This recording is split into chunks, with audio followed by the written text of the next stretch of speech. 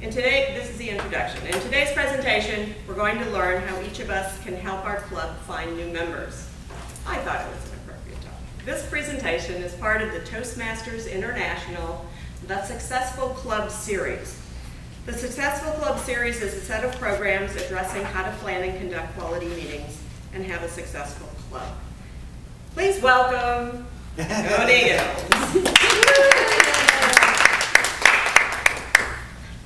All right, finding new members is not brain surgery, but if you look around, you can see we do have a bit of a problem here.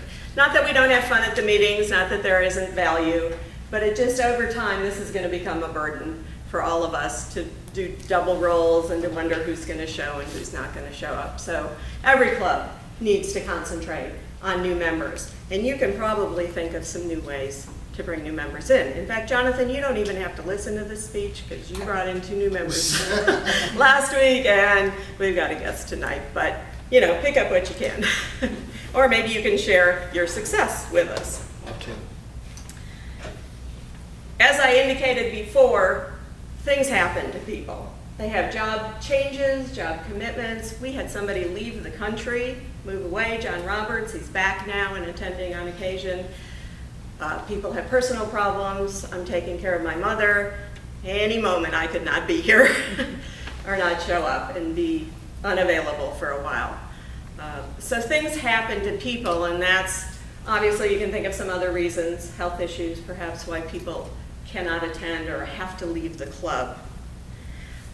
But that means when too many members leave that we have difficulty fulfilling the purpose of the Toastmaster Club itself, which is to provide positive, enjoyable, supportive environment in which we can develop our communication and leadership skills. So to balance this loss, we need new members coming in. The other thing, and some of you may not know this because you're newer members, is that clubs are required to charter with 20 members. And to maintain, we don't have to maintain 20 members all the time, but by the end of the Toastmaster year, in June, we need to have at least 20 members. Is that right, Stephen? Okay. You've got all that information. Now, the other thing is why 20? It was determined that 20 members is a good number to conduct the Toastmaster business of the club meetings. And it gives people opportunity to grow and learn at a steady pace. Why should we bring in new members? Well, obviously, for the reasons we've discussed. But new members bring in new ideas. They bring in new guests, like Jonathan does. It's a larger pool of potential leaders, too. We could also get burned out being officers year after year after year. And the whole purpose is to train new leaders coming in and to mentor them and to share the skills that we're learning. It's also to have more fun. Hey, the bigger the party, the more fun, right? Okay, Dustin, I got agreement over there. It also brings in more dues, which means more revenues for us to spend on educational materials. We never really had that problem. We have a way of keeping our dues at a good level where we don't have to worry too much about our expenses or not having enough. And that's not true of all the clubs. You should know that. Now you might think, most of you know we have a vice president of membership. Some of you have been vice president of membership and understand the workings of the club from that point of view a lot more than some of us. But you also may think that it's that person's responsibility to bring in new members. So that's not true entirely. That person is the coordinator, the overseer of membership for this club. And it's usually true that that person brings in more members or more guests. I've seen that happen in the past on occasion because they are actively working and thinking about it and networking and interacting. And probably they're the vice president of membership because they really feel like they can help the club grow. But the point is that it's everybody's responsibility. So I'd like you all to think about participating and bringing in guests. And that's really how we're going to grow. So we got some great PR, which you had nothing to do with, but congratulations. We had a magazine article about us, and it's been seen by Warren. So thank you for coming and responding to that. There are a lot of ways we can get members in, and there's some elaborate PR mechanisms to attract new members. A lot of the meetings that I've been to a lot of just interaction with other Toastmaster clubs. What do you think the best way to bring in new members is? What you're using right now. Exactly. Product of the product as well. Talk about it. Yeah. Your voice, conversation, speaking, what you're being trained to do. And I found that true in many other clubs and in sales projects. You know, we can do a lot of promotion, flyers, we can spend a lot of money, which we as a club are not going to do to promote the club, but talking about it to people that you know. Gee, Lynn started a whole new club by talking about it at work. So, you know, that's a testament that this works. But that is the main way that you bring in, that we will probably bring in new members. So I hope you all have told somebody that you're in Toastmasters. Does your spouse know you're in Toastmasters? Might he come to a meeting? You know, Pam told me her spouse is thinking about coming. I said, get him here. You know, so the sharing of information, telling people what you're up to will help you in all areas of your life. We're not just talking about the club here. I took a whole series of programs that was all about getting the conversation out into the world. And I don't know if you saw President Obama's speech today, but he's got a grassroots campaign. I get emails from him, from his company or corporation, whatever, whoever sent in the emails on a regular basis, but I'm also learning a lot by doing that. But he's got a grassroots campaign to get done what he wants to get done this time. So you can, you know, make an email list. We're gonna put together an email list of the guests that have been here. We can do that from our website, so that's gotta be a goal this time around. To get those guest names on, we can hit everybody that's, you know, come. We need to maintain that list so we're not sending emails to people that aren't interested. But there are ways to do marketing and promotion and remind people, yes, we're here, and you said you had a good time, so come on back. We're still here having a good time without you. So word of mouth is the best, and I suggest that you think about who in your life might be a possible member for this club. And if you can't think of anybody, you need to get out more. Seriously, you need to get out more. You could wear your Toastmaster pin, which I forgot to put on, it's in my car, but I sometimes wear it in the grocery store and I get conversations started. You can wear it at Walmart, you can wear it at work, you can wear it at networking meetings.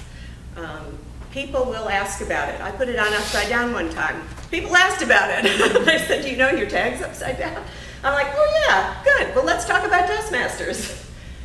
So that does work, and I think that's a good way because it's a nice tag and people can read it, and they probably will ask you about it, especially if you're at a networking meeting. We have Toastmaster magazines. You all, as members, get the magazines.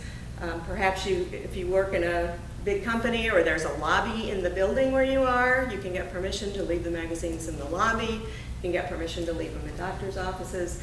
I would suggest that we come up with some kind of targeted campaign, though, for people who live within half a mile of the hospice of the governor. Or maybe a mile, or maybe 2 miles. But maybe we need to just look at, you know, focusing some efforts as well on companies that can benefit, or places we can display. We have flyers, we have brochures, information. So the magazine, and we have brochures and flyers. Another thing is, when we do get guests in, it's really important to treat them special. We'll treat you special later because you came late.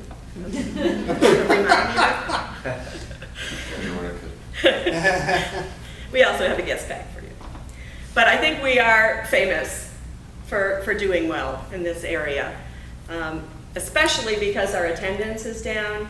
I used to ask all the officers to really pay attention to the guests, but I'm going to ask everybody. You know, if there's a guest here and we're cleaning up after the meeting and they're not talking to anyone, please go over and ask them some questions and find out what they thought of the meeting. So it's all of our responsibility once we get the guest here. So are we good with that? Okay. That's my time, Charlie. 9 minutes. All right, thank you. I didn't want to drag this out, but I also, and a lot of you have heard this before, and I think I've emphasized enough that we need to increase our membership. The interesting thing for me is we got a composite of our club history, and we have had 141 members of this club over a 9.5-year period. That is so cool, but it also supports what I said before. People move, people's life changes, things happen, and we lose members. Or they accomplish what they came here to do, which is a good thing, I think, and they move on. So that's fine too. But it suggests that the turnover is pretty tremendous. And the fun of meeting new people, though, when I look back over the 9 years, I used to be upset when people left, and I still am. But as long as new people are coming in, it creates a fun environment, and an environment for meeting new people and establishing relationships and connections. Normally we do this when a guest comes in, talk to them. We have a member pack, which you'll get, and we'll have a member sit with the guest during the meeting so we can tell you a little bit about what's going on. You have an agenda, but it makes a little more sense if someone's whispering in your ear. And we would like to talk with guests after the meeting, and maybe give them a call later on, send them an email, thank them for coming, and find out if this is something that is going to be of interest and useful to them. But I'm wondering, we have some experienced Toastmasters in the room. A lot of you have brought guests. Do you have anything to add to that, or something you know about other clubs that have been effective? I do know Meetup has been successful for some clubs, but not for others. We have a Facebook page, which I don't think I've ever been on. So you want to say something about that? Of late. I haven't tweeted anything of late either, and I should add some more there. Although all the videos from the awards banquet are up. Okay, great. I didn't manage to get those. I don't know how much that necessarily garners, though. Would attract attention, yeah, but might be of interest to some members who couldn't be there. The most common thing I hear about it, people say, "Oh, I found the website." Yeah, the website is, now we are located, listed as a club on the Toastmaster International website. Yeah, that's. And then does it link to our website, or there's contact information? So that's one of the most important places, and it's important that we keep that contact information up to date. And I tell people, even if they're not in this area or Wednesday night isn't convenient for them, you know, we should get them involved in Toastmasters and tell them to go to the Toastmaster International website and click on Find a Club, put their zip code in, and they can locate clubs in their area. Yes, Jessica. Another great tool is whenever you order something from Toastmasters International, they always give away free items. So you can get pamphlets they have that are great for PR and leaving in places. You don't have a magazine or something like that, you can put our club name and leave them those. So anytime you order something, just go ahead and get those free items, and you can always use them as a club. Yeah. And I mentioned that to Julian too, who's been ordering some things from us. But yeah, if you're ordering some things for yourself too, get some free. You have to order the free or check a box or something. So you have to know to do it, otherwise it won't happen. Well, by promoting the club and bringing guests to meetings, being friendly and making sure guests know they are welcome, you will be helping your club. Your efforts will enable the club to continue providing this positive, supportive environment for your growth and development as well as other people. Madam Toastmaster.